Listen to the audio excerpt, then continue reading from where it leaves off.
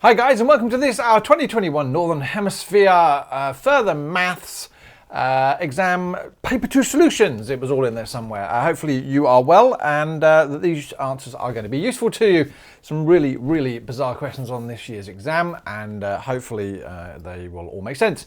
As you can see at the bottom there are little banners to show you which section I'm dealing with and which module. I'm going to do all the answers in one go in this particular video. I normally split them up into core and modules, but I think I can probably power through these all in one video. Let me know what you think by leaving a comment below. If you find any errata, fingers crossed not, because I've actually downloaded the mark scheme from the VCAR and or the examiner's report. So fingers crossed they're pretty close to being correct, unless VCAR changes their mind again. Okay, let's start. Question number 1, data analysis core section. Each year, many people participate in a fun run and you were given lots of information: number, name, event, gender, age, time. And obviously with questions like this, you're going to be looking at trying to work out whether they are going to be categorical or numerical, and if that's the case, whether they're going to be continuous or discrete or blah, blah, blah. So whenever I see this type of stuff, I'm like, oh, are they going to try and trick me here? And generally speaking, they're going to try and ease you into it. So write down the two numerical values. Well, numerical values are ones that deal with numbers. And so in this situation, it was going to be age and time, right? So again, these are values that also have averages. So age and time for the first question. The variable number is a nominal variable. Nominal means no defined order, okay? So ordinal means it has an order. Number is a nominal variable. How many of the other 5 variables in table 3 are nominal variables? Now I'm going to be honest with you, when I answered this, I had a huge an error about one of them. It's fairly obvious that name and gender are nominal. These are ones we deal with all the time. There's no order, no implied order or anything that we can put for name or gender. Males, not important than females. Definitely not more important. Females, not important than male. The one I am still a little bit iffy on is gender. Is event. Because I'm like, well, event 1, event 2, there's some sort of implied order. But as it turns out, nope, the exam board in this situation wanted 3 of the variables, and they listed name, event, and gender. Okay, so again, event, not happy about, but 3 was in the mark scheme, and we'll leave it at that. Part C, use the information in table 1 to determine the median time in minutes and seconds of female participants who did the 6-kilometer run. So we're looking for female participants who did the 6-kilometer run. So that's number 2. So we want female and 2. What else we want? Female and 2, female and 2. I believe that is. So let's just check the question again. Determine the median time in minutes and seconds of female participants who competed in the 6-kilometer run. So when we wrote those in numerical order, because it wanted the median one, basically the one came out was 28 and 13. So 28 and 13. Complete the two-way frequency table. So female 12-kilometer run. So female and 12 kilometers, what do we want? So female and 12 kilometers, let me just check.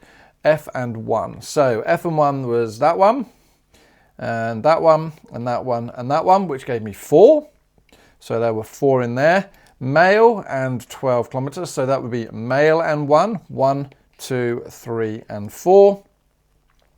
And again, if I continued in that vein, then I got 3 there, I got 2 there, and because they wanted the totals, you put 7 and 6 there for 2 marks, or 2 marks. I really like this question, it was pretty awesome. The fun run included a 12-kilometer walk and a 6-kilometer walk as well. Okay, thank you very much for sharing. Percentage segmented bar chart below shows the percentage of males and females who chose to participate in each of the 4 runs. What percentage of males participated in a walk? All right, so when we've got the walk, we want both the 12-kilometer and the 6-kilometer, which when we looked at the area, it was basically all of this area here, which when I read it off, okay, not 40, and that was the trick. The trick here was they actually wanted, yes, that 40% did the run, so 60% participated in a walk. So that was reading off of that segmented bar chart. Ka-ching.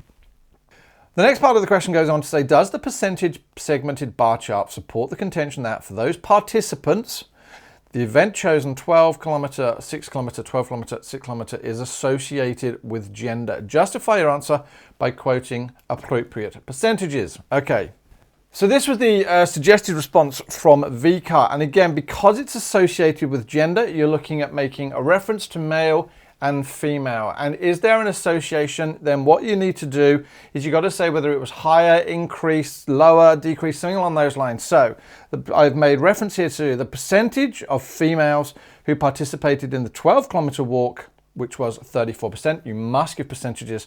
Was higher, so that's that association, than the percentage, I'm relating that, of males, so I'm using males and females, we've talked about gender, who participated in that event, 16%, and I ended up, so yes, there was an association, yes, there's the percentage bar chart. The question was, it's a question, so it should have a yes or no answer, and I said yes. I'm sure there are probably other responses to this. That was one of the ones that they gave.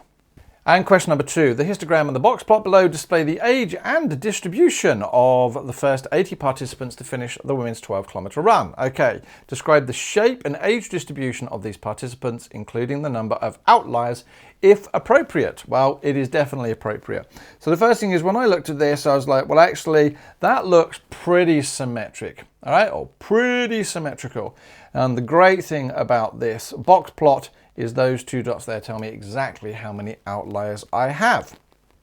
So my answer was symmetric with 2 outliers.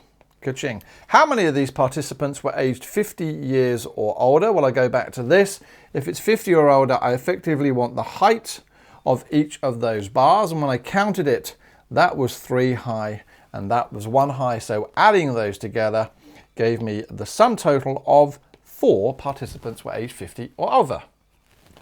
Write down the difference in age in years between the youngest and the oldest. And again, when I read this off, that was 68. That's my oldest person. Please don't get tricked. And that there was my youngest age, which was 10. And so therefore the difference in age would be 68 minus 10, which was 58 years. All right, show that the fences for the box plot are 7.5 years and 51.5 years. Right, so for it to be a fence, first thing we need to know is my IQR. To find my IQR, I need to find the distance between that. That's effectively what the IQR is. So that came to 35 there. That was 24, which means there is a distance of 11. And if we remember our formula for our fences, our lower fence is equal to our lower quartile, which would be 24, that's that value here. And we then subtract 1.5 times the IQR, and my upper fence would be my highest value, which was 35, and again, we just read that off the graph. And we would add on 1.5 times 11. When I put those into my calculator, I got 7.5, and I got 51.5 as per the question. And because it says show that, you must show your calculations. Please, please, please show your calculations. Use these fence values to explain why the 10-year-olds in this group of participants are not shown as outliers on the box plot. Well, basically, bearing in mind my value of 10 falls between 51.5 and what was that lower value, 7.5. Because it falls between those two values, it is not an outlier, okay? So you could write that, the exam schemes seem to have that, or you could write it in a sentence, yeah, that 10 falls between the lower and upper fence, not outside of those values, and hence is not an outlier. The time series plot below shows the winning time in minutes for the women's 12-kilometer run for the period 2008 to 2018. Thank you. And we've got, what have we got along the bottom? We've got year, and we've got the winning time. In which of these years was the winning time the largest? Well, as far as I'm concerned, that value there seems to be the largest. When we read down, we get 2010. Ka-ching. My answer is 2010. Use 5 median smoothing to smooth the time series plot. Mark each smooth point with a cross on the time series above. So because it dictates we've got to do it with a cross, we'd be very silly to do it with something else. Now 5 median smoothing, right? So we're going to choose the first 5 points, 1, 2, 3, 4, 5. Well, the middle one of those is basically going to sit here somewhere on that line. And then what we do is we look at the values going up, because the median you have to do the middle going horizontal and the middle going vertical. So we know this is my lowest point, that's the next one. We'd be looking for the third one, which is here. And if you remember, we draw a line across, which puts us roughly here. So that's where my cross is going to be, there. So just because that's working out, and I remember that's going to be there. So having done those 5 points, what do I do now? I move on to my next 5 points. 1, 2, 3, 4, 5. So this is going to center around that point there. And again, where's my third lowest point? Well, in this situation, it actually ended up on that point there. So I do a kiss. And as we continued through this, okay, what we actually found was that, so the next 5 points would have been 1, 2, 3, 4, 5. Well, it follows down that actually that one there, and in fact, I think this one here also stayed on the line. So it actually followed that down. Then when we put the other points on, if I remember rightly, that's there, and I think this one is basically there. So that is my 5 median smoothing, which I would have then joined together with a nice straight line or edge, because you don't want to lose a mark because it's not accurate. And there we go. I've just plotted up my 5 median smoothing, and I've used kisses. Thank you very much. With winning times converted to decimal numbers, i.e., for example, 39 minutes and 45 seconds. This was a trick of the question. The equation of the least squares line is given by that. So the equation of the least squares line is given by that. The correlation coefficient is given by that. Draw this least squares line on the time series below. Right. What you are advised to do is you take two values, 2008 and 2018, and you put those in here. You use the formula as shown, and then you plot the winning time accordingly. So when you're plotting a least squares regression line, you always have to put 2 points in. So let's fire up my CAS. What have we got? We've got 340.22. We're going to take away 0.14955, and I'm going to times by the year. So let's say 2008. Hit enter, and of course my calculator is in that mode, which gives me 39.9. So let's say roughly 40, 39.9. Actually, we can plot that. 39.9 would give me a cross there. Put 2018 in, so I'm going to go back up, copy that down, change that to 2018. Do that, gives me 38.4. All right, so 38.4 would be here. And then again, you would use your straight line and you would draw it from 2007 all the way down to 2019. So I'm going to do that now, hopefully.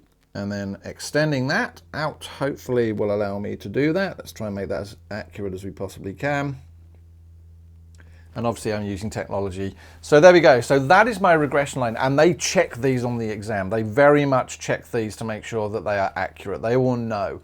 So make sure you draw these things accurately. Ka-ching. By how many minutes does the least squares line predict that the winning time for the women's 12-kilometer run will decrease each year? Well, that's just talking about the gradient. So that's where we look at this value here. That negative sign is the decrease. And so because it wants it rounded to 2 decimal places, always a good idea to highlight this thing here, it will actually decrease by 0.15 minutes. Right, so that was just understanding that the question was talking about the gradient. And again, they ask this in so many times. Many times they just ask for 1 unit increase on the X value, there is this value there, right? But they did it slightly differently. Write down the percentage of variation. My mind is now thinking R squared in winning time that is not explained. Ooh, tricky, tricky, tricky.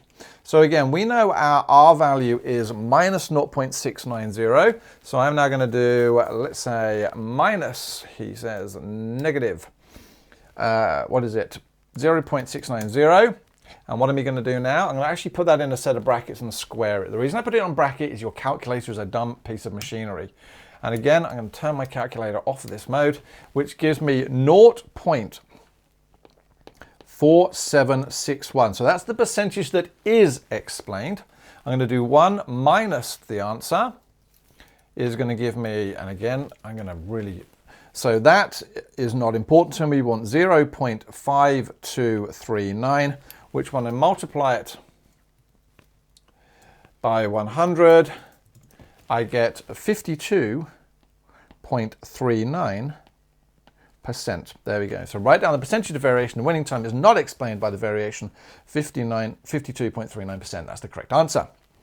The winning time for the women's 12-kilometer run in 2014 was 38.47 minutes.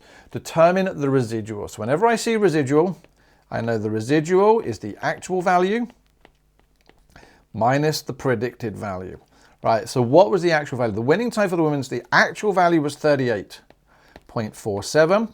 So now I need to work out my predicted value. How am I going to work out my predicted value? Well, I take the year, 2014, that's what we need, yep. So now I'm going to substitute 2014 in there. So let's do it as 340.22 minus 0.14955 times, what was my year, 2014, you just wrote it there, 2014. Hit enter, gives me 39.0263, and so therefore my residual will be 38.47 minus my answer gives me minus 0.56 because it wants it to 2 decimal places. Question number 4. During the period 2008 to 2018, the difference in minutes between the men's winning time and the women's winning time in the 12-kilometer run decreased. So the difference. And this was important to this whole question. They gave me a graph. We got my regression line on there. Thank you very much. They've told me the equation of the least squares line. Determine the predicted difference in minutes between the men's winning time and the women's winning time in 2021. Okay, so again, it seems that I'm just putting in values here by substituting in. So 413.749 minus 0.20327 times the year, which is 2021. Hit enter, it gives me 2.94 minutes. All right, sorry about any rustling noise there. So in this situation, it came out to 2.94 minutes. And again, we're going to get tricked later on in a question if we don't realize that A, 2 decimal places, and B, this is in minutes. The equation of the least squares line predicts that sometime in the future, the women's winning time will be lower than the men's winning time. Now, what that was basically trying to say was that the values would become negative.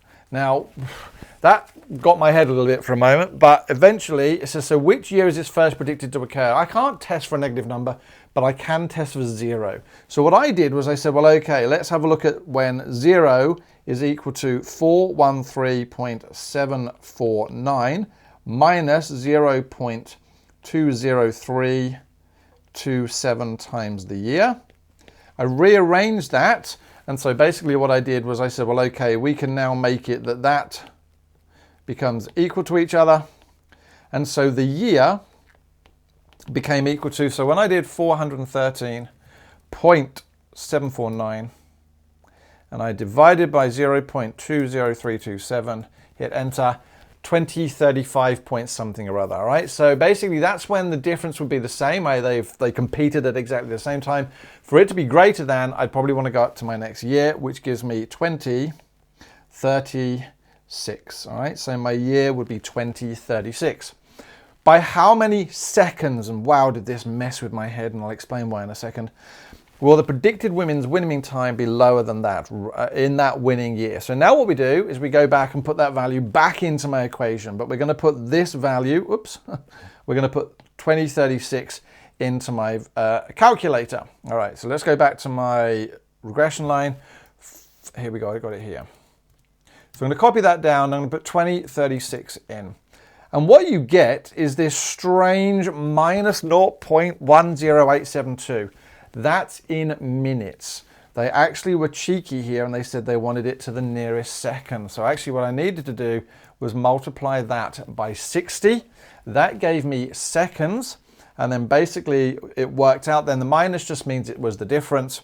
So rounding 6.52 to the nearest second actually gave me, oops, I've done that again every time, gave me 7 seconds. Ka-ching. The equation of this least squares line was calculated for the data for the period 2008 to 2018. What assumption regarding the least squares line is made when the line is used to make predictions for the year 2018? Basically, we're talking here about interpolation and extrapolation. So realistically, they actually didn't want the words interpolation or extrapolation here. They just said what assumption was, and the answer came out to be, and there we go. A similar decreasing trend continues beyond 2018. Because obviously, if this changed direction, unless, if this continues on, then it basically means that the women are going to get faster than the men for that particular example, yeah? If it suddenly went skew-whiff at the end, then basically our trend doesn't continue. So we had to basically make reference to the fact that the trend line would have to continue.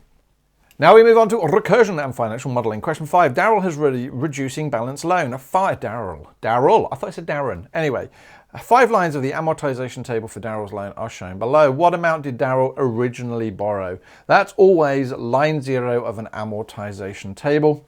So in that situation, he borrowed $240,000. Interest is calculated monthly and Daryl makes monthly payments. Always important. So that the interest rate for this loan is 4% per annum. Now again, you've got to be careful that this table is showing monthly payments. So to work out the interest, all right, to work out the rate of interest, you always take the interest paid on one payment and divide it by the previous balance. So in this situation, 800 divided by 240,123. Now, if I do that on my CAS, 800 divided by 240,000, I get that 1/300. I have actually changed my calculator, but that seems a fairly small amount. Now, what we've got to remember is that's per month. So I would actually have to multiply that by 12. So if I now multiply that by 12, I get 0.04, which is a decimal value, which I would then need to multiply by 100 to give me the 4% that the question answers. So again, be very careful when you've got monthly figures that you times it by 12 to get to your annual rate. Write down the values of P, Q, and R rounded to the nearest cent in the box provided. Okay, so we can work out P because that is the interest. We know the interest is basically 4% per annum, but we had the value per month here. So if I take that and multiply it by my previous balance here, 237,893, he says, not multiplying it at all, times by 237,893, hit enter, we get 792.98. So P, as far as I'm concerned, is 792.98. Having got P, what do we do then? Well, we now know that the principal reduction is created by doing this value here minus that value there. So long as I do 1,500 minus my value of P, so I now do 1,500 minus 792.98. So 1,500 minus my previous answer gives me the staggering value of $707.02. Don't forget, you've got to do your cents. How do we then find R? Well, we take this value here. I'm just going to rub some stuff out, he says, actually drawing all over stuff. So let's rub that out for the moment. What do we need to do now? Well, we take this value here and we reduce it by our value of Q. So what do we want? We want to do 237,893, and we want to subtract from that $707.02. Hit enter, it gives me, and I'm fairly sure that box wasn't big enough to do this, 237,185.98. And those were my correct answers. Daryl spent $120,000 of the money he borrowed on machinery. The value of the machinery was depreciated using the unit cost method by $3.50 per hour of use. That value comes in important later on. The recurrence relation below can be used to model the value of the machinery after n years. Use recursion to show. When it wants you to show that, you must do the working out. You can't just put the values, you have to show the working out. And sadly, this is where people lose marks left, right, and center on these questions. It frustrates me a little bit, sorry guys, because it's one of those things you just learn. So we now know that V1 becomes equal to 120,000 minus 10920. I'm not going to do that on my calculator, I've already done it. It gives me 109,080. So that was the first line, but because they wanted it after 2 years, you just do V2 is equal to 109,080 1080 minus 10920, which gave the required answer of 98160. So you had to show those two lines for the working out. The machinery is used for all 52 weeks of the year and for the same number of hours each week. For how many hours each week is the machinery used? Okay, so we now know that we are depreciating by that much money. So we've got $10,920 per year. We know that there are 52 weeks in a year. So if I now do 10,920 divided by 52, that gives me that it is depreciating by $210 per week. Well, we know that it's costing us $3.50 per hour of use. So if I now divide that by $3.50, it gives me that therefore it is used for 60 hours per week. Okay, so you were looking for that money, divide it by 52 for the weeks, and then divide it by $3.50 per hour of use. It gave me the 60 hours. The recurrence relation above could also model the year-to-year value of the machinery using flat rate depreciation. What annual percentage rate of depreciation is represented? And again, to work out my depreciation or my interest, I take the value it's depreciated divided by the original value. So in this situation, I needed to do 10920. I divided it by 120,000 and just multiplied that by 100, which when I did that on my calculator gave me 9.1%, which again is the answer the exam board were looking for. Daryl takes out a new reducing balance loan of $220,000. The interest rate for the loan is 4.4% per annum, compounding fortnightly. This loan is to be repaid fortnightly after 10 years. In which of the 10 years will Daryl pay the most interest? This was just basically a general knowledge question as far as I'm concerned. You always pay the most interest in the first year because that's when you owe the most. As you start to pay off some of the principal, your interest gets less and less and less and less. So actually, in which of the 10 years, it was year one. The scheduled repayments are $1,046.62 per fortnight. However, Daryl finds he can afford to pay $1,200 per fortnight and decides to do so for the duration of the loan. For how many of Daryl's repayments will be exactly $1,200? This was a financial solver question, so menu, finance, financial solver. So let's see. It said it was doing it for, we want to see how many payments. So the first thing there is we want to go, so I know the interest rate was 4.4%, don't I? My principal value was 220,000, 220, 1, 2, 3. Payment, it says he knows he's making a payment of 1,200, so minus 1,200. Future value is going to be 0 because he's going to pay it off. Now, because he's paying fortnight, then we know that there are 26 fortnights in a year, just making sure that works.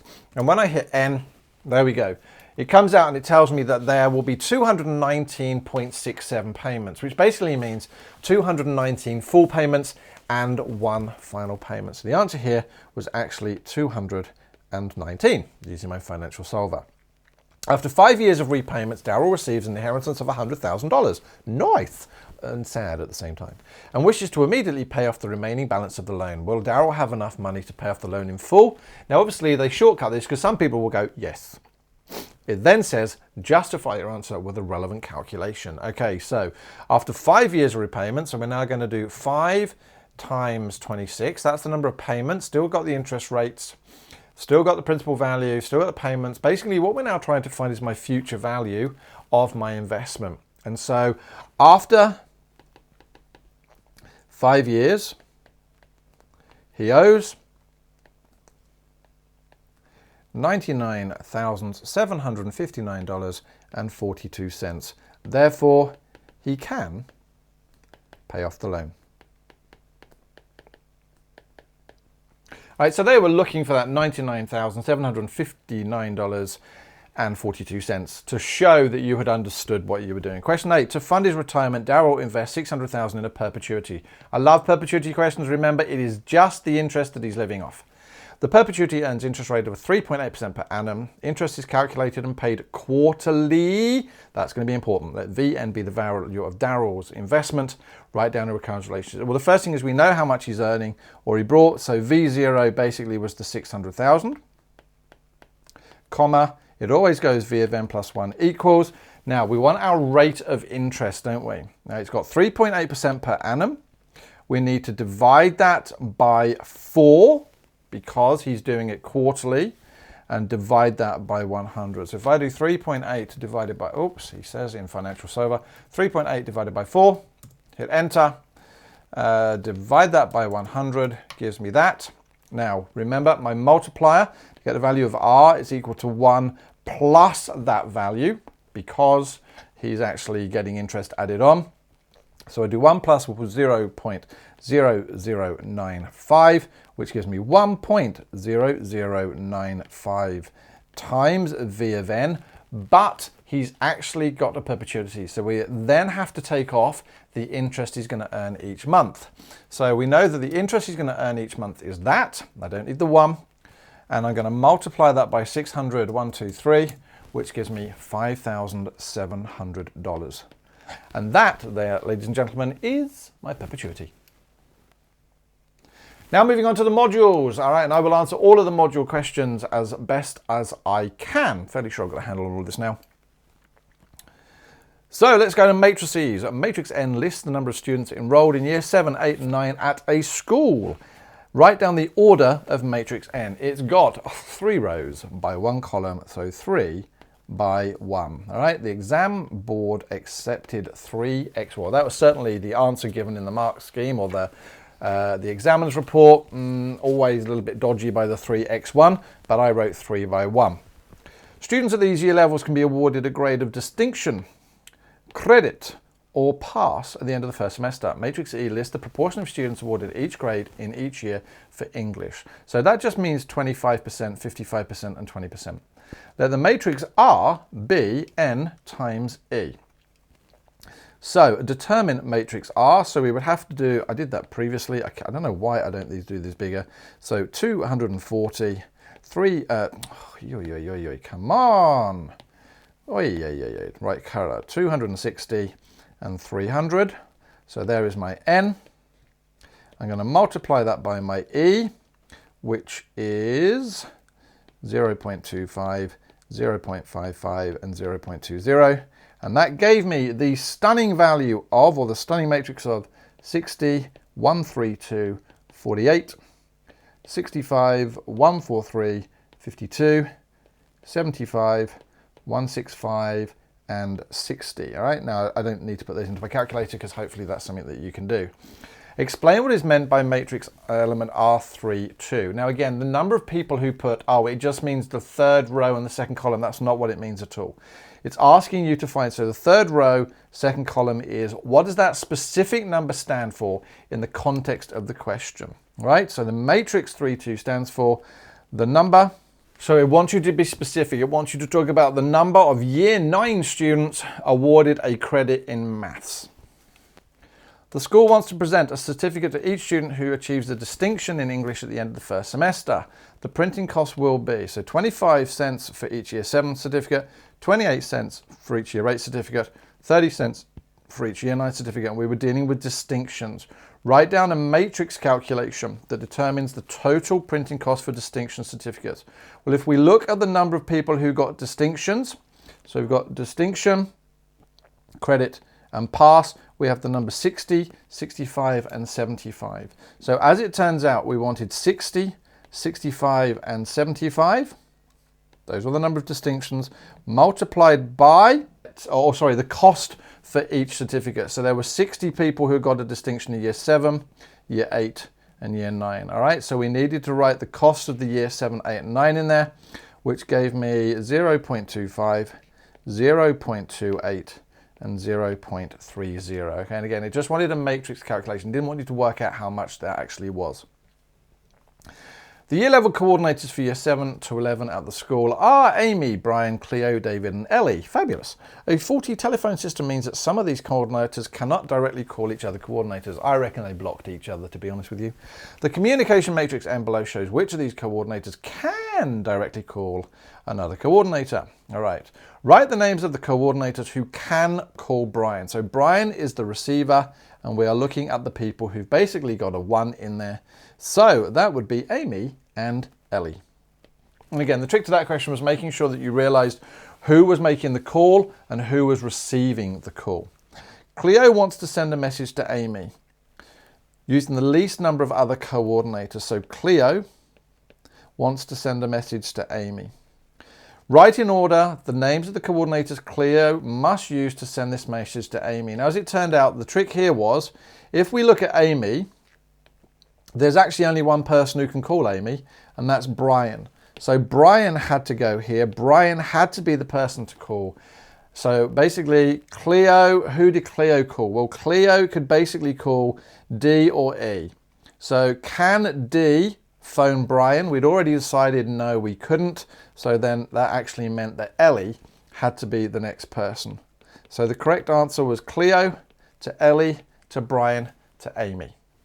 Students at the school who are studying mathematics in 7 to 10 can receive one of 3 grades at the end of the year: distinction, credit and pass. I think we've already achieved a regular transition matrix that represents how many student grades change from year to year is given below. 4 of the variables are J, K, L and M. Explain the meaning of the value 0.29 in the transition matrix. And the answer that the exam board placed was 29% of students obtaining a credit this year are expected to get a distinction next year. Okay, so it looked like they wanted the percentage, not the 0.29. They wanted you to explain. Show the value of K is 0.62. Well, if you remember, these values here must add to 1. So if I do 1 minus 0.29 minus 0.09 on my calculator, I got 0.62. And again, you must have shown that calculation. Let S0 be the state matrix that shows the number of students achieving a distinction, credit or pass in year 7, general maths at the end of 2017. Okay, and the trick here was, my head's spinned a little bit with this one, at the end of 2017. All right, they were in year 7 at the end of 2017. All of these students completed year 8 in 2018, with a total of 82 students receiving a distinction. Use this information to determine the value of L in the transition matrix. Now, what we now know is that when I multiply, just bear with me, when I multiply this row here by this row here, that's going to help me find the value of L. And what we know, he said, is that if I do my transition matrix and I multiply it by 80, 150, it's telling me that because it tells me the total number of students was 82 is receiving distinction, we now know the answer to that bit there is 82. I don't know these values, but it doesn't matter because I know that this line here multiplied by that line there gives me that 82. So when I do the calculations, I've got 0.65 times 80 plus 0.29 times 100 plus L times 50 gave me the 82. And again, just to explain, all I did was I take these values here, the 0.65, 0.29 and L. So there's my 0.65, 0.29 and L, and I've multiplied them by the values in this matrix here, 80, 150 to give me 82. These two here, when I put them into my calculator, basically gave me 81 plus 50L was 82. And so that gave me that 50L was equal to 1, or L was equal to 0.02. Now again, that became important a little bit later on. Students must achieve a distinction in general maths at the end of year 10 to qualify for year 11 advanced mathematics. All students who completed year 7 in 2017 also completed. So no students dropped out. How many of the year 7 students from 2017 were predicted to qualify for year 11 advanced maths in 2021? Okay, so basically what you needed to do was put your transition matrix into your calculator. Actually, sorry about the scrolling. You needed to work out the values of J, K, L and M, which to be fair, you already can. You got the value of K as 0.62. You could use the same logic there to find the value of J. You found the value of L and you knew that those then added up to M. Okay, so as you can see now, I put that into my transition matrix and I've stored it because it's going to make life a bit easier if I store it. Now I'm going to just use recursion here by firing up my CAS, and let's do a number of rows 3 by 1. Hit enter and I've got 80, 150, and I'm going to hit enter there. So now what I'm going to do is T times my answer. So this is the end of year 7. All right, so it says students must achieve a distinction in general maths at the end of year 10 to qualify. So when I do this once, that's going to be the end of year 8, year 9, and year 10. Okay, so those are the values for my year 10. And what do we want? We want the number of distinctions. And so that seems to read as that very first value as 87. So, and round the nearest, obviously round to the nearest whole number, the answer there was simply 87. This was a long question to read, but basically it tends to follow the same process as many of the questions before. They give you a recurrence relationship, and what they then say is, well, you've got your transition matrix, you've got the value of B, and they've given you the value of Q4. What was different for this question was they wanted you to find Q2. They actually wanted you to do the backwards process twice. Now, I tend to, when I teach my kids, get them to rearrange this equation here, write it in their summary books, so that what you actually get is Q of n plus 1, in this situation would be minus B, pre-multiplied by t to the minus 1, is going to give you Q of n. So to get to the previous one, take the one you've got, minus B, and multiply by the transition matrix. So again, I just use my CAS for this to try and help me set it all up. Okay, so I put in my transition matrix. Now let's set up the rest. But I want to put in my initial value, which is going to be Q4, all right? Because I tend to use the A and S. So I'm going to fire this up, do a 2 by 1 there, and I'm going to put in what I'm going to put in 38 and 14. 38 and 14 and hit enter. Right, so what do I want now? I now want to do t to the power of minus 1. I want to multiply that by... So I want to multiply that by, I'm going to open a set of brackets. My previous answer, oops, he says not being able to type, minus B, which is a 2 by 1 again. So my value of B was 7.2. And basically that was it. So when I hit enter once, that will now be Q3. And this one there will now be Q2. And so what does it say? How many multiple choice questions were at the end of the second month? Well, the first value at the top was the number of multiple point questions, and therefore there were 26. Networks and decision mathematics, question number 1. The diagram below shows a network of roads from Leah's home to the airport. Home and the airport are labelled as vertices on the network. Thank you very much. Let's just make sure we got home and the airport. Thank you very much. The number on the edges represent the distance in kilometres along the section of road. What is the degree of vertex P? If you remember, that's basically how many connections do we have, or how many roads or edges do we have coming off. And in that situation, it was lovely and simple, and 3. Okay, so what is the shortest distance in kilometres between Leah's home and the airport? I just did this by trial and error, to be perfectly honest with you. And let me just see, 15, 35, 45, 46, 47, 48, 49, 50, 51, 50, 50, 55. It was basically along here, Kuching. All right, so trial and error. Basically, when you added those together, you got 55 kilometers. What is the mathematical name of the edge that forms the drop-off zone? So they wanted to know what this thing here was called, and I thought this was a lovely question. You were looking there for the answer as loop. All right, lovely, lovely first parts of the question. An incomplete adjacency matrix for the network on page 20 is shown below. Write the missing 4 elements. So home to home. So basically home to home, were there any loops connecting home to home?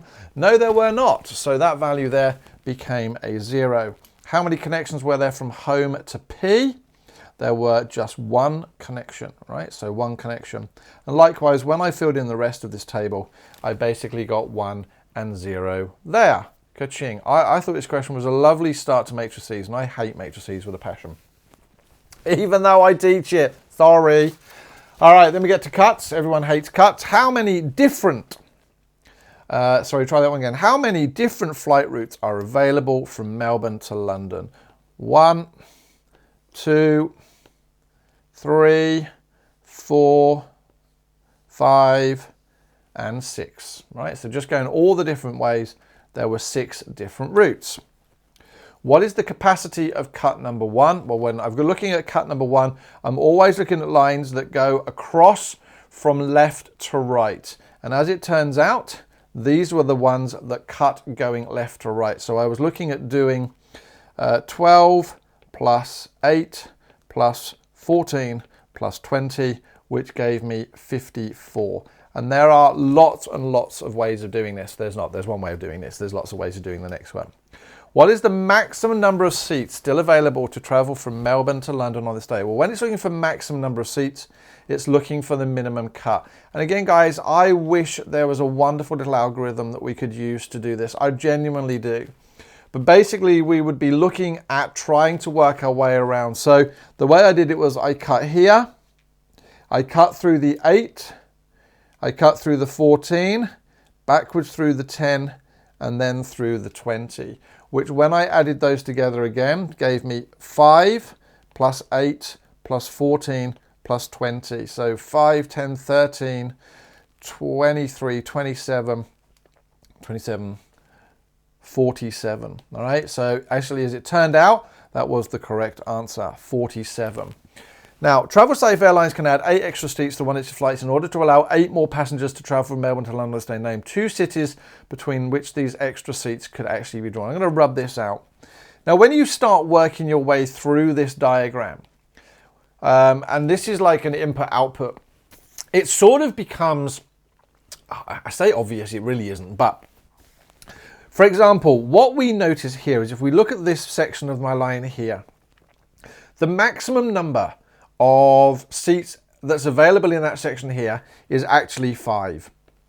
All right, because although that's 14, it doesn't matter. Only 5 people can pass through there. And if you think of this as an analogy of water flowing through pipes, that actually gives a really good indicator to this.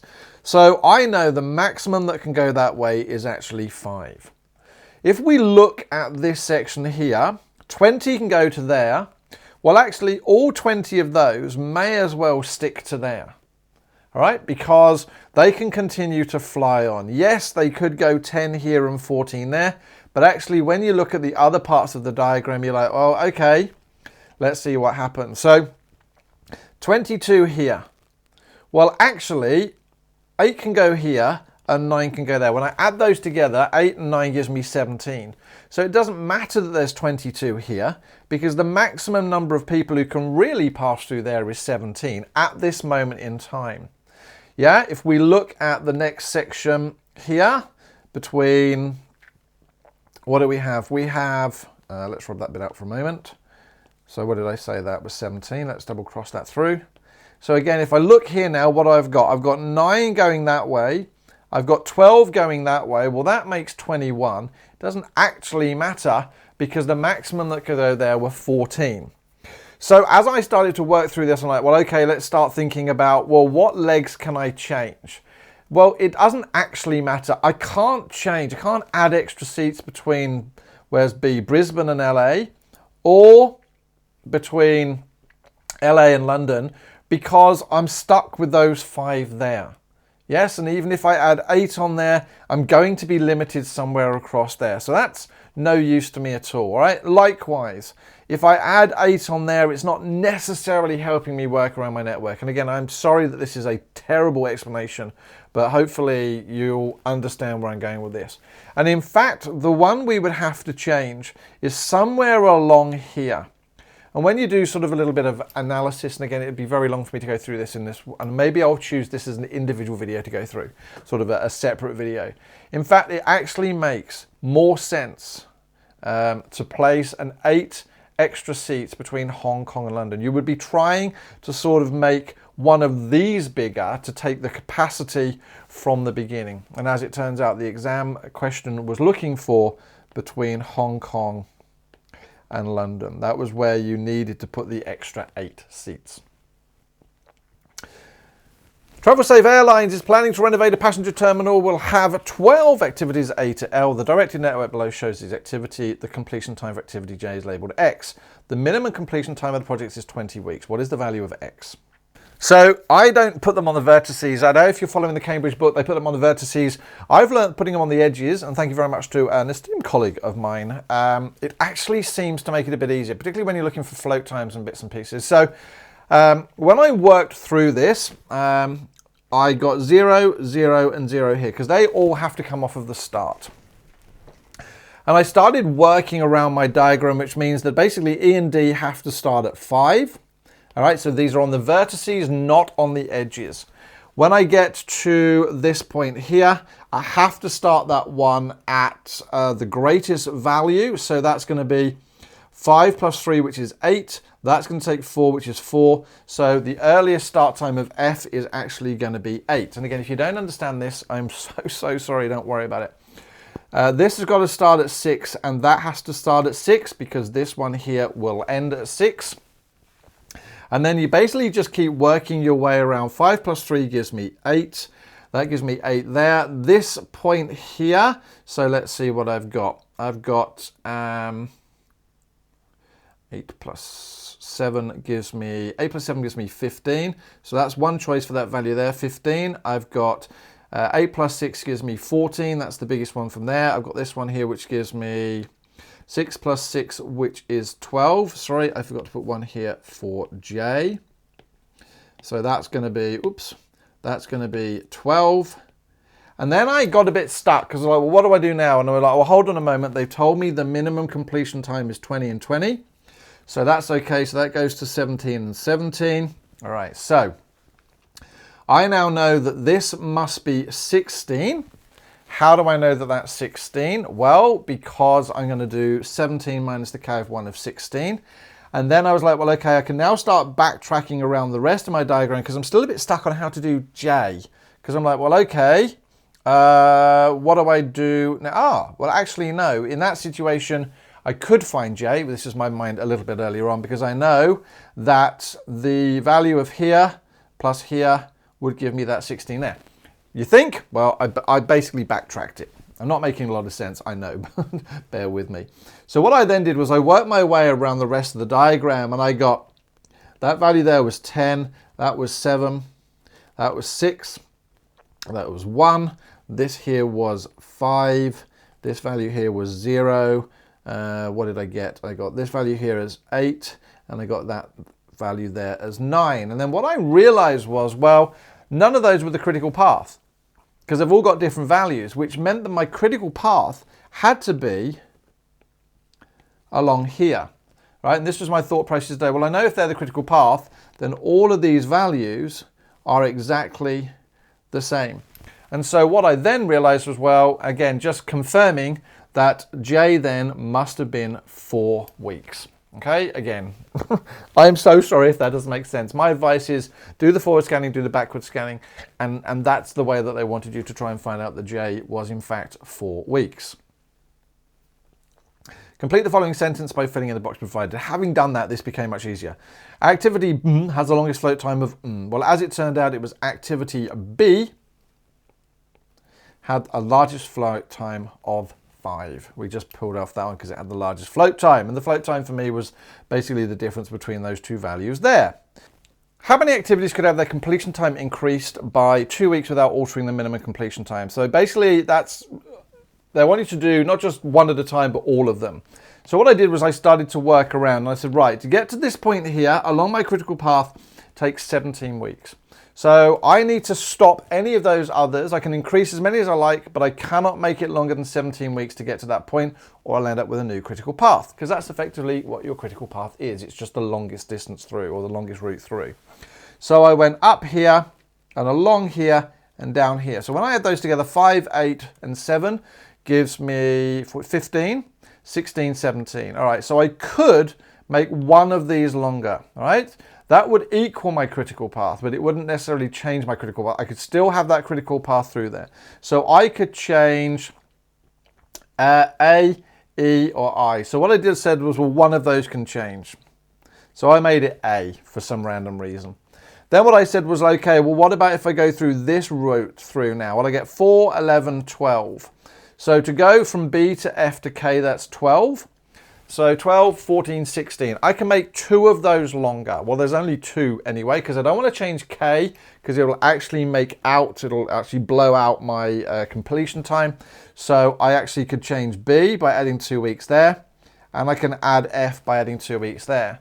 Well, there's another route through A, D, F. Well, I don't want to change D now, because that will definitely change my critical path. So we can't touch D. That's no good. So we've got 3 so far. Is there any other way through? Yes, there's C to G to K. So if we look at C to G to K, I've got 6, 14, 15. So I can change one of them along that route. I can't change C, it'll be G.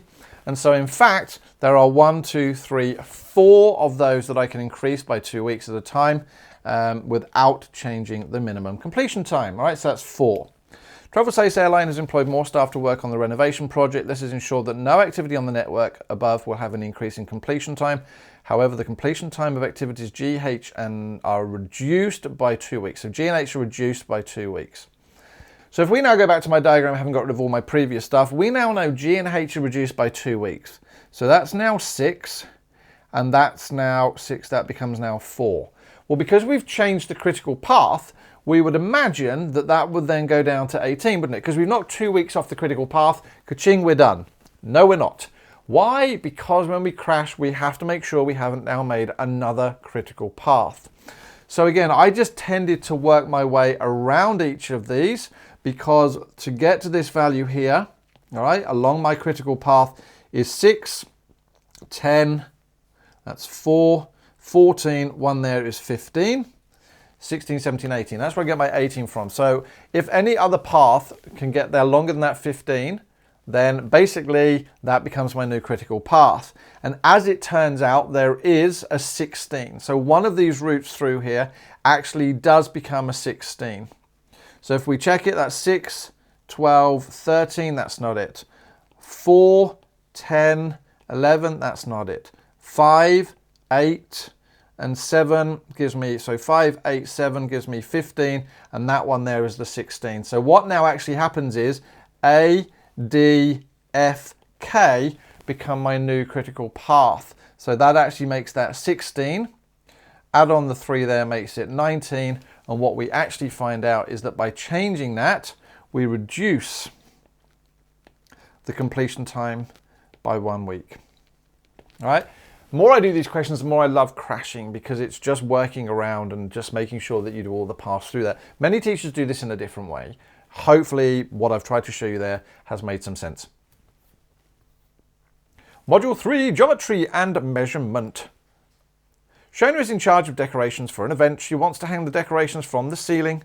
The ceiling is triangular in shape as shown in the diagram below. All 3 sides are 23 meters long. What is the perimeter in meters? Well, 23, 23 and 23. So if I do 23 times 3, I get 69 and meters.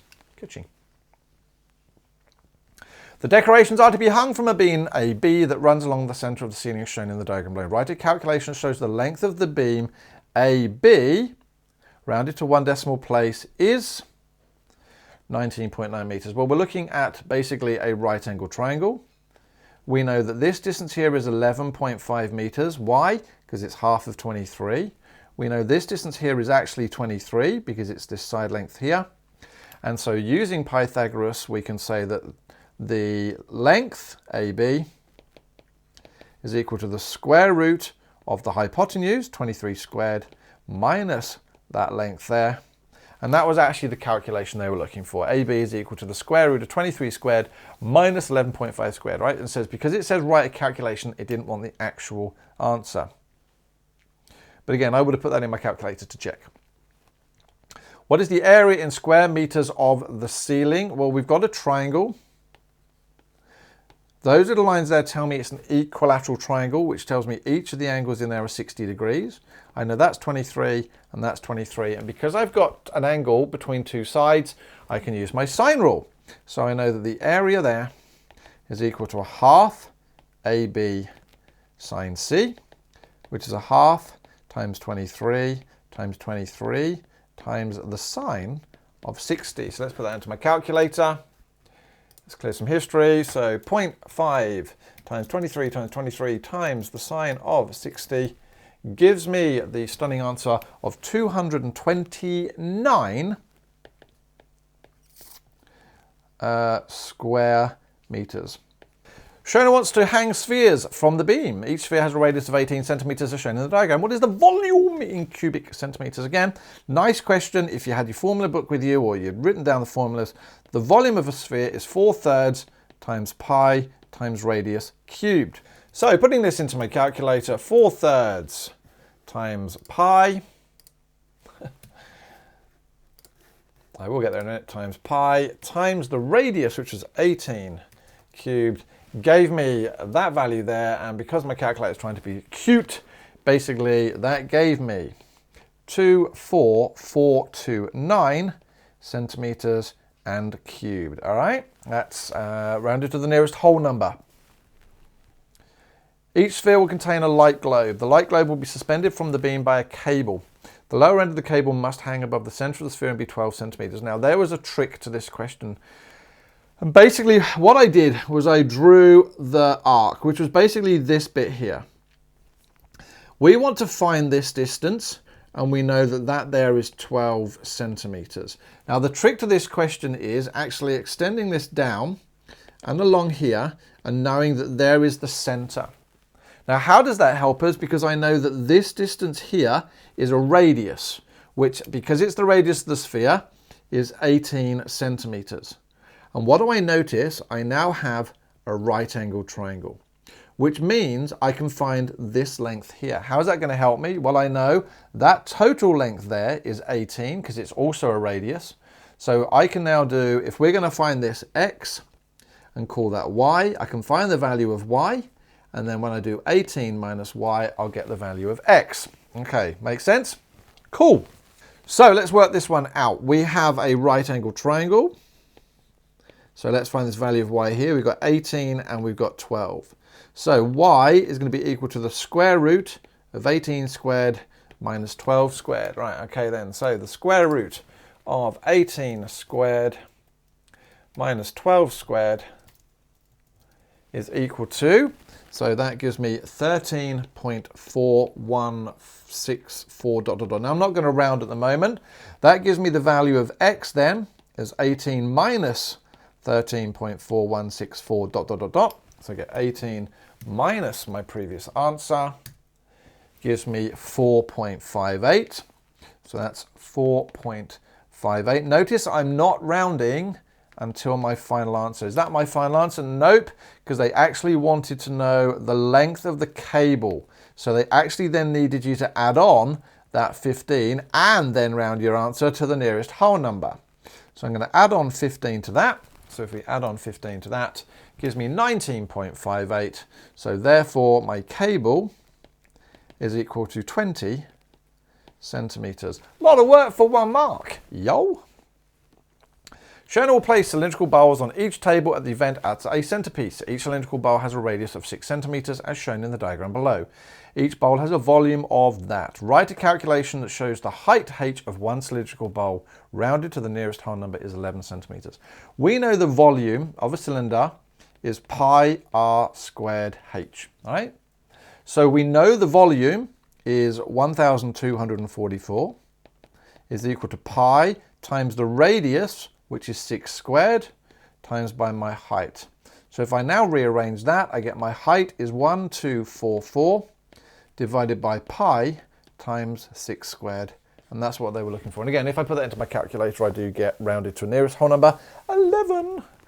A candle, also in the shape of a cylinder, is to be placed upright inside each bowl so that it touches the base of the bowl. The candle has a radius of 3 centimeters and a height of 18. Now, this question was a bit of a trick. All right, I'm going to draw a side view of my cylinder. Now, we know that the cylinder has a height of roughly 11 centimeters, right? Roughly 11 centimeters. And we know that our candle is actually 18 centimeters. So what we need to do is just be very careful with this question that if that is my candle, we are only interested in this bottom section of the candle being removed. And by that it says, once the candle has been placed inside the bowl, the remaining volume of the bowl will be filled with sand. What volume of sand in cubic centimeters is required to fill the volume of the bowl once the candle is placed inside it? Now, we already knew that the volume of this was given as 1244 centimeters cubed. So that's if the candle wasn't in there. So what I'm going to do is going to do 1244 minus, now I want this volume here. So we know the volume of that cylinder is going to be pi times the radius squared times my height. So we know that's pi. They told me the radius in the question was 3 centimeters. And I need to find the actual height of the bit of the candle that's in there, which we know we can find out from this value here. So I basically now, I'm going to put that into my calculator. So I'm going to do, what did I do? 1244. I'm going to minus pi times 3 squared times, I'm going to put a set of brackets and some of these because I'm going to put the 1244 divided by pi times 6 squared, and see what that comes out to be. 933, and actually the right answer was 933 centimeters cubed as my correct answer. So I just finished this working off. 1244 divided by pi times 6 squared, 1244. There we go. Each bowl is to be placed on a circular plate. Below is a diagram of a bowl on top of the plate. All right, so we've got the bowl. We know the volume of, or the area of this bowl as seen from below. The area of the plate that is not covered by the bowl is shaded, okay. The ratio of the area of the base of the bowl to the shaded area is 4 to 5, and this was the trick of the question. So 4 units of area here and 5 units in this shaded bit here. So that meant that actually while the bowl had 4 units of area, the plate had 9 because it was the 5 of the shaded plus the 4. All right, so that was the area of the bowl and that was the area of the plate. Now again, what do we now know? Well, we know that there are some sort of multipliers things here. So we can now go back and say, well, we know that we can change that into my lengths. So we can work out the ratio of the lengths, which is effectively my radii, by doing the square root of that. So my lengths, for every 2 units of length in my bowl, my plate, for every 2 units of length of my bowl, there are 3 units of length for my plate. How is that going to help me? Well, we know for the bowl, it had a radius of 6 centimeters. So my bowl radius was 6 centimeters.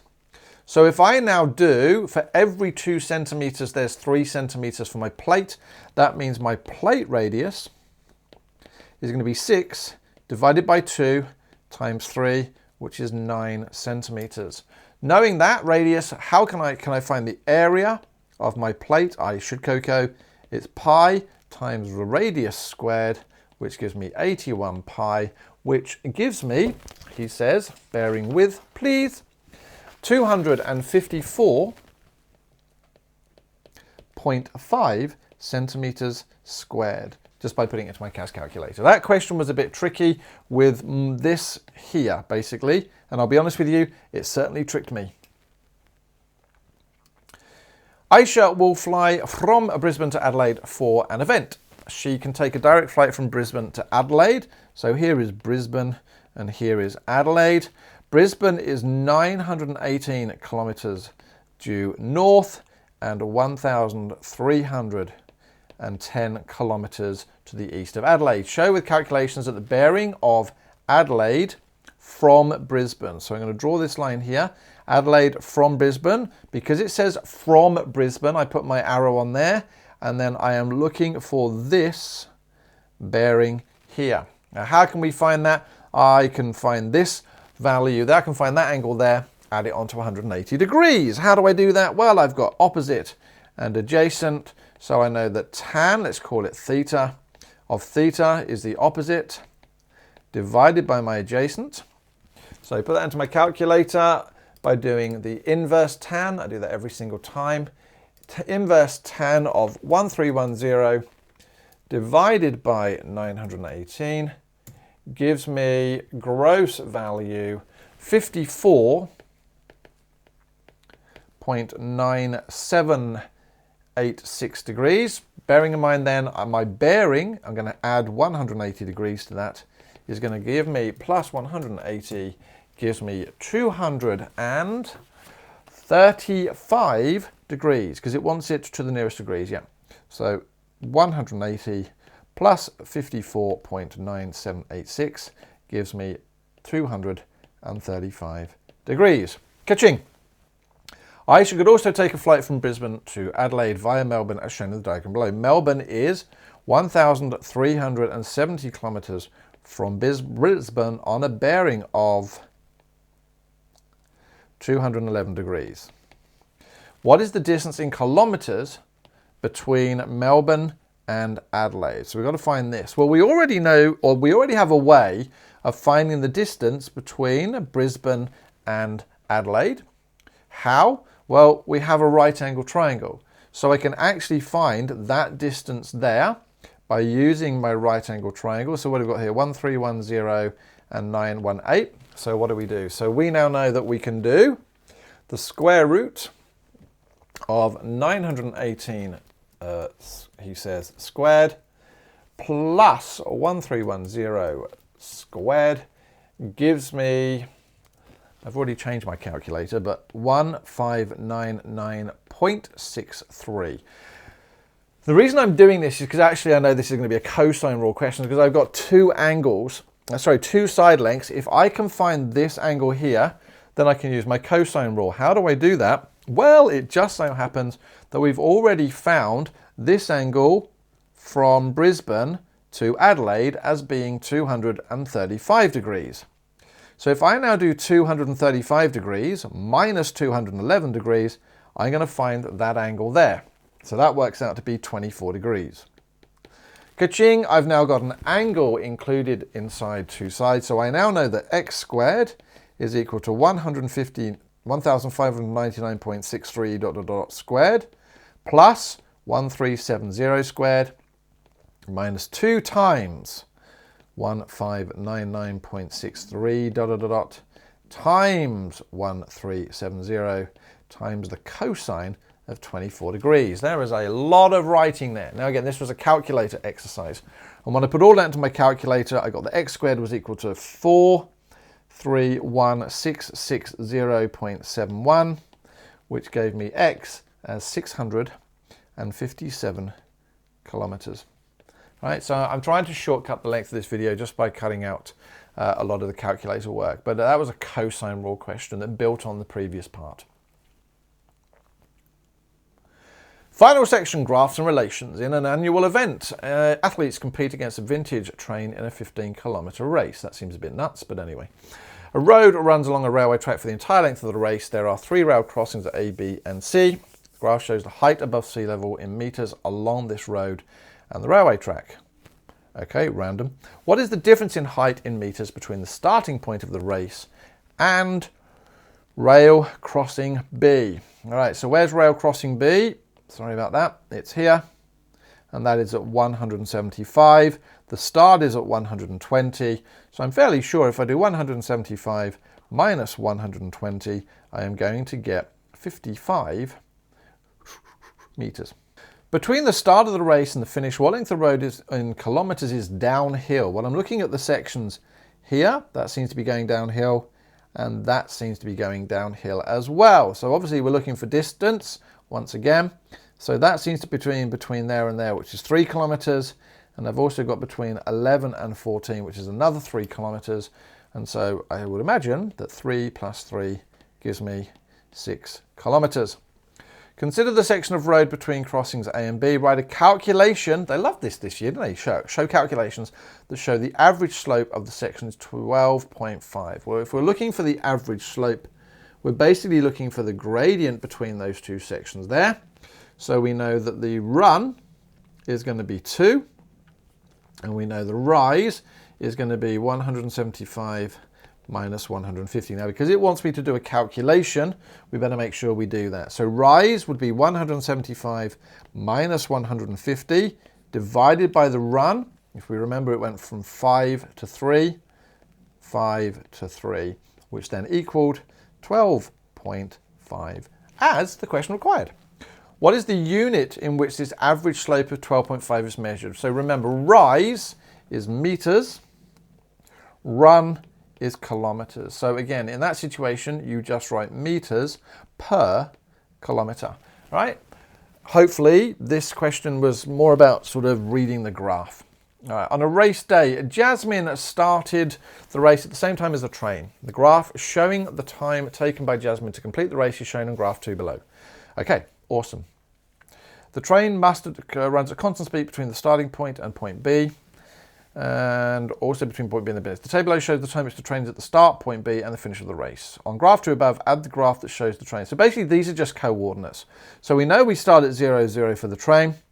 It goes to 5:35, so that's 5:35 there. So I'm actually just going to draw a straight line between those two. And then from there, it goes to 15:60. So 15:60 gives me that point there. So again, if I join those together with a straight line, ka-ching, there we go. That's my graph. All right, nice for 1 mark.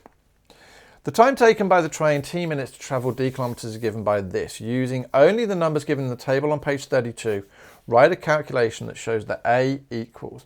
Well, basically, what it's saying is that this here is the second section of the graph. All right, it's the second section of my graph, which is this bit here. And what it's really asking you to do, if you notice, sorry about the flicking up and down, is this here is nothing more than an equation of a straight line. If that's the case, a is the gradient of that line. So how do we find the gradient of the line? Well, we take the y coordinate, which was 60, and this y coordinate here, which was 35. So we're going to do 60 minus 35, and we're going to look at the difference in the two distances there. All right, I think I said distances when I meant time. All right, so it's rather random that they got time and distance the other way around, but let's not try and get too excited by that. So the gradient. So we now can say that a would be equal to the rise, which was 60, minus 35, just reading those points off, divided by the run of 15 minus 5, which gives me 2.5.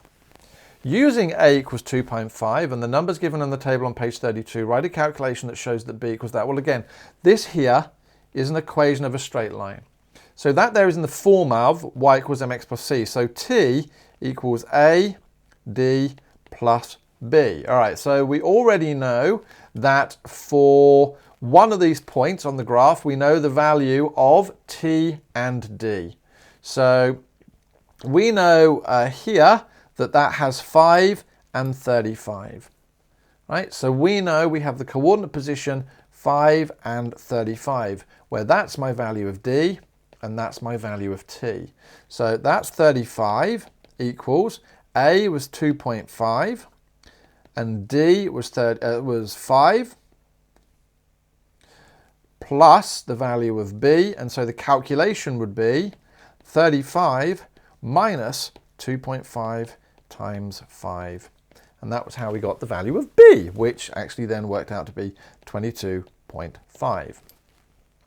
The equation for Jasmine's expected race time is given by that in kilometers per hour. What is Jasmine's speed for the first 5 kilometers of the race? Well, we know that speed is equals to distance divided by the time.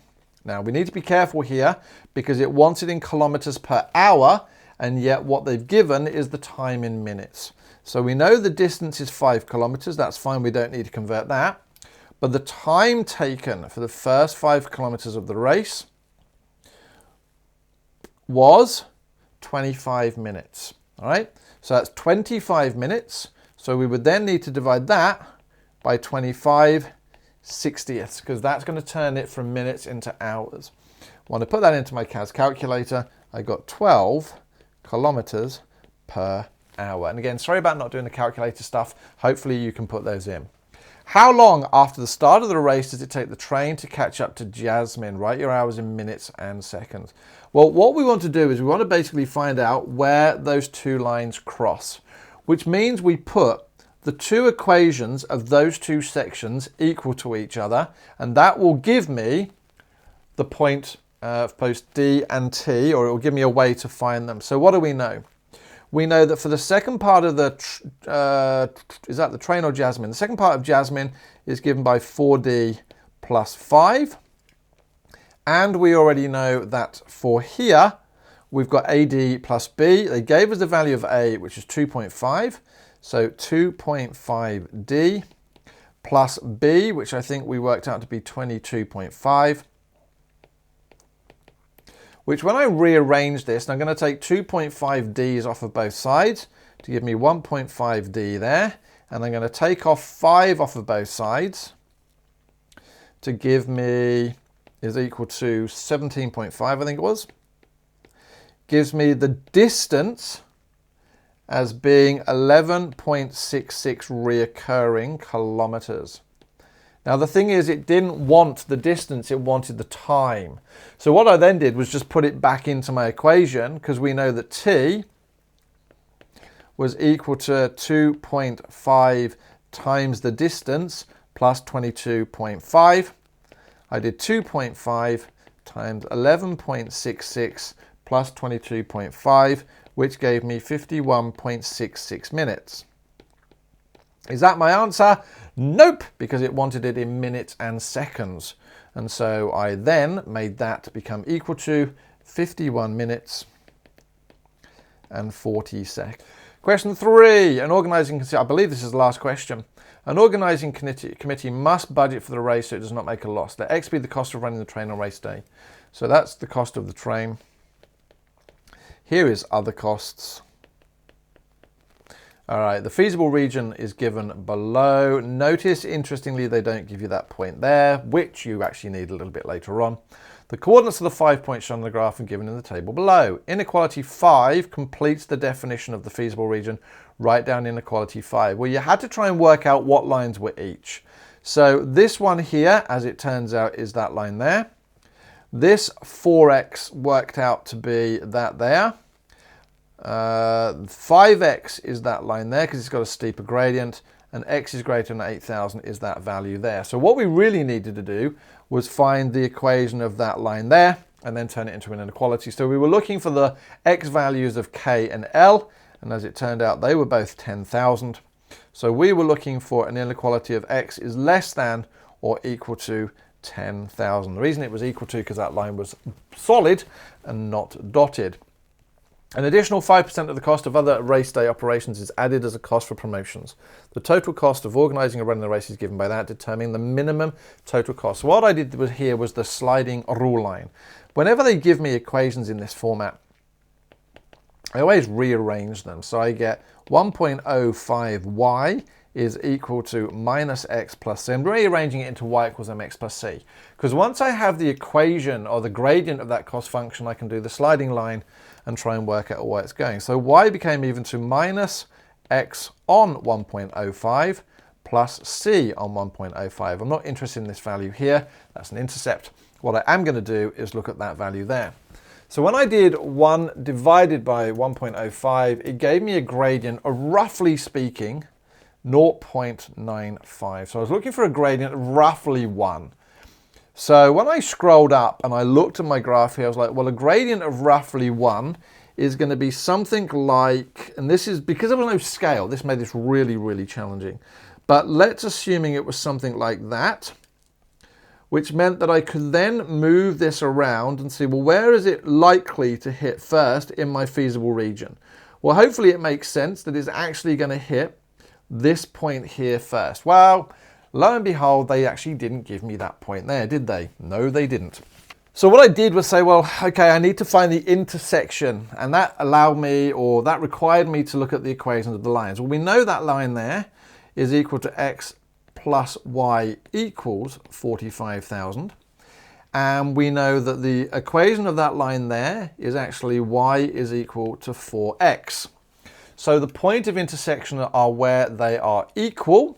So that means that y is equal to 45,000 minus x. Where they are equal, I can put these two equations together. So I then got, where was I? Which question am I still on? I'm on this question here. Okay. So I now say, well, 4x was equal to 45,000 minus x. Add x to both sides gives me 5x is 45,000, which gave me that x was equal to 9,000. So I now have an x coordinate of 9,000, which meant I needed to work out my y coordinate. Well, that was easy enough to do, because if x was 9,000, I could use that line there and multiply it by 4, which gave me 9, 18, 27, 36,000. So that gave me 36,000 as my coordinate. Well, when I put C was equal to, and I now use that, I got 9,000 plus 1.05 times 36,000, which gave me $46,800, which is the correct answer. And the last part of this, the race organising committee had a revenue of $75,000 from sponsorships and entry fee. The cost will be paid from this revenue. Determine the minimum profit. Well, the minimum profit is going to come from the maximum costs. Right? If that's their revenue, all right, we know that profit is equal to revenue minus costs. So I'm looking for a point on there that had the maximum cost. Now, obviously, in this situation, you could test all of the points of that. But when I was thinking about this logically, I'm thinking, well, basically, we know that for my cost function, we're looking for X and Y to be the largest values that they possibly can. And the largest values of X seem to fall along this line here, and that very much is the largest value of Y. So it basically just meant repeating what I'd done before. I know that this line here has an X value of 1,000. So I know all points along there have an X value of 1,000. And all I needed to do was, well, what was the gradient of that line? Well, it was 5x, all right? Because that's the steepest line we have there. So in which case that there would be, is that 5,000 or 10,000? So let's try that one again. That's actually 10,000 and 50,000. 50,000. Right, so now when I put that into my cost function, I got cost function was 10,000 plus 1.05 times 50,000. Let's do that on here. 10, 3 plus 1.05 times 50, 1, 2, 3 gives me 62,500. That's not my final answer, remember, because that's my maximum cost. So I wanted the profit, so therefore my profit would be equal to 75,000 minus 62,500, which gave me the correct answer of $12,500. And ladies and gentlemen, there we go. That's the end of the 2021 Northern Hemisphere Paper 2 paper. If you've liked it, spread the word. mathsguru.com. Hopefully I'll see you in another video. If not, good luck with your exams. I'll see you again soon. Bye-bye.